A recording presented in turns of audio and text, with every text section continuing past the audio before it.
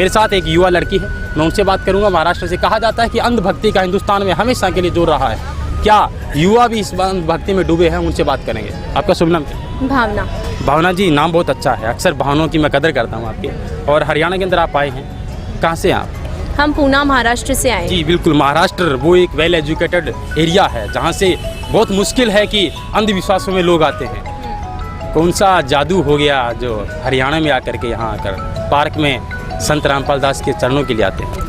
संत रामपाल जी महाराज जी का जादू यही है, जो तत्व ज्ञान, जो आध्यात्मिक ज्ञान उन्होंने ऑथेंटिक प्रूफ्स एंड फैक्ट के साथ दिया है, बस उसी का जादू हम पर हो गया। इसीलिए हम उस परमात्मा के लिए यहाँ पे आए हैं। जी जी जी बिल्कुल। मैं दूसरा नेक्स्ट क्वेश्चन करना चाहूँगा।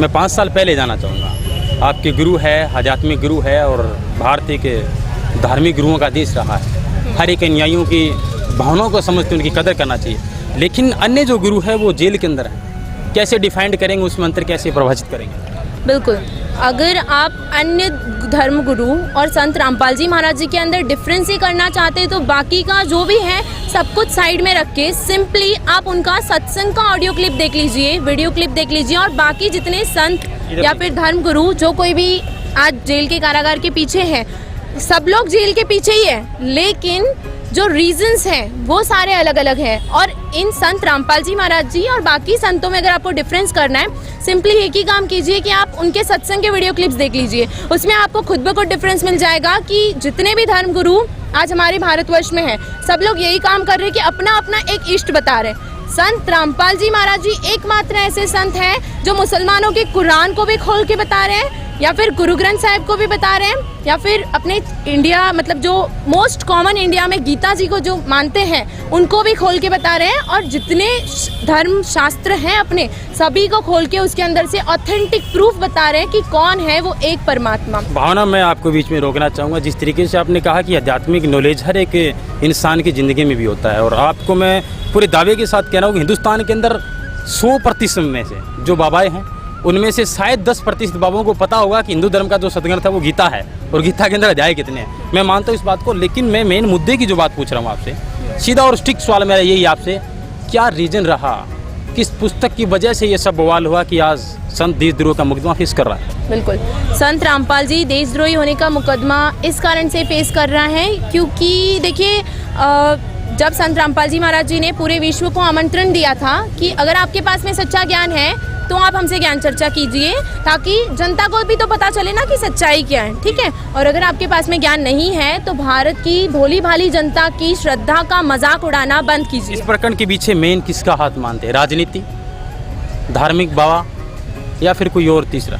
जी नहीं, इस सारे प्रकरण के पीछे सिंपली राजनीति और धार्मिक जो बाबाएं जितने भी हैं ना, इन दोनों का मिश्रण होने के बाद में ही ये सारा पॉलिटिक्स हुआ है।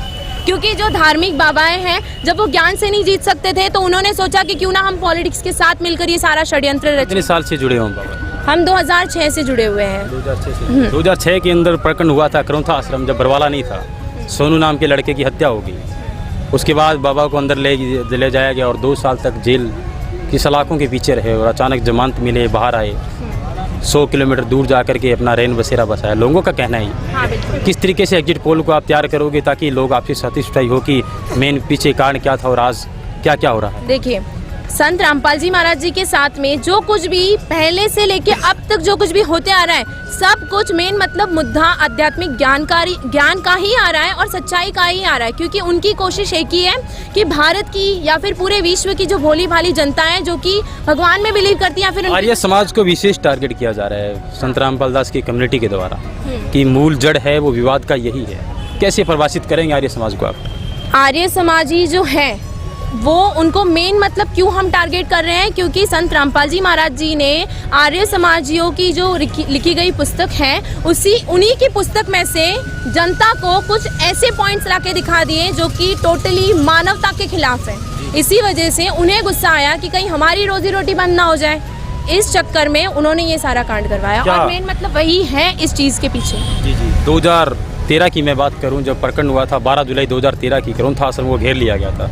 उस टाइम सरकार कांग्रेस की थी और बीजेपी विपक्ष था। और इस बार 18 नवंबर को जो 2014 को जो प्रकरण हुआ था, सरकार बीजेपी की थी और मुख्यमंत्री थे वो अपोजिशन में भूपेंद्र सिंह हुड्डा थे, वर्तमान सीएम खट्टर साहब थे, तो क्या मैसेज देना चाहेंगे दोनों को, क्योंकि भागीदारी दोनों की सेम रही। बिल्कुल, भागीदारी दोनों की सेम ही है।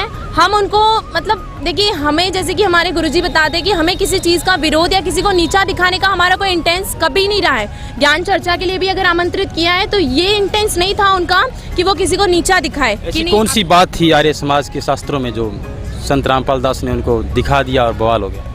दर्शक जानना चाहते हैं, मैं नहीं। जी हाँ, बिल्कुल। संत रामपाल जी महाराज जी ने जो कुछ भी ऐसी टिप्पणियाँ आर्य समाजियों के ऊपर की गई थी, उनमें से सबसे पहला पॉइंट जो कि उनकी किताबों में स्पष्ट रूप से लिखा गया था, जो विवाह की जो उम्र उन लोगों ने एक लड़का और एक लड़की की बताई थी, सबसे मेन टिप्पणी तो वही थी जो हमारे मानवता के टोटली खिलाफ है कि एक आदमी जो कि टोटली बुजुर्ग है, उसके साथ अगर आप एक छोटी बच्ची या फिर एक जवान लड़की की शादी करवाते हो तो क्या ये सही है? आप जो मानव समाज है, हम खुद सोच समझ सकते हैं, खुद सच्चाई को जान सकते हैं ना, तो थोड़ा सेंस लगा के सोचिए, क्या ये मानवता के साथ है?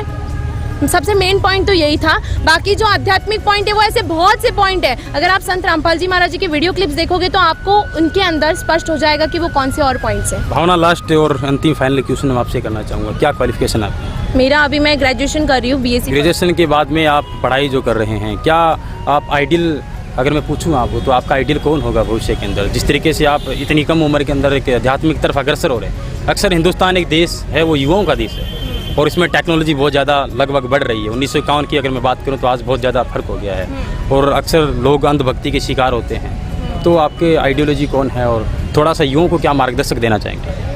देखिए, जैसे कि टेक्नोलॉजी बहुत बढ़ रही है माना, लेकिन कहीं ना कहीं ये साइंस एंड टेक्नोलॉजी भी उस परमात्मा की ही देन है, क्योंकि जिसने संसार को बनाया उसी ने सब कुछ किया है। ठीक है, ये जो साइंटिस्ट वगैरह जिनको हम देखते हैं सिर्फ एक आधार है कि इन्होंने ये चीज़ क्रिएट की है, लेकिन कहीं ना कहीं ये टेक्नोलॉजी भी उस परमात्मा की ही देन है। और जहाँ पे साइंस एंड टेक्नोलॉजी खत्म होती है वहीं पे अध्यात्म शुरू हो जाता है। ये बहुत अच्छा जवाब दिया आपने। कहीं वर्तमान में इसरो की अगर मैं बात करूँ तो उन्होंने बहुत कोशिश की चंद्रमा पे जाने का, मापदंड करने का, अंततः वो फेल हो गए थे। कहीं ना कहीं वहाँ पे भगवान का रोल जरूर है, कहने का मतलब।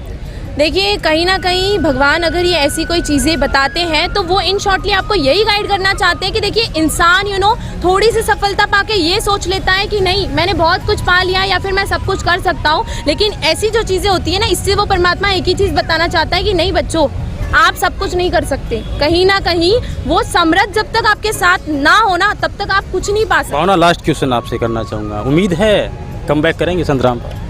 जी हाँ, उम्मीद नहीं, 102% हमें यकीन है। इसको उम्मीद नहीं, इसे हमारा 102% यकीन कहते हैं कि संत रामपाल जी महाराज जी आएंगे। और जिस समय अब इस बार वो आएंगे ना, तब अच्छों को उनके आगे घुटने टेकने पड़ेंगे, इस तत्व ज्ञान के आगे उनको घुटने टेकने पड़ेंगे। और संत रामपाल जी महाराज जी इस बार जब बाहर आएंगे ना, तब पूरे विश्व में एक झंडा, एक भाषा और एक ही परमात्मा की पूजा होगी, और वो है संत कबीर जी। उन्हीं बिल्कुल, आपका धन्यवाद। देखिए, संत रामपाल दास के बारे में बहुत सारे आध्यात्मिक किस्से सुने होंगे, लेकिन युवा जो लोग हैं उनका कहना है कि संत रामपाल दास जरूर आएंगे। बहरहाल हम आपको बता देते हैं कि बहुत सारे मुकदमों का फेस कर रहे हैं और उम्र कैद की सजा भुगत रहे संत रामपाल दास के अनुयायियों की आस्था है वो अभी भी आज भी अटूट है। बने हमारे साथ, और विशेष कवरेज जारी है, अनुयायियों से और भी राय लेंगे। धन्यवाद।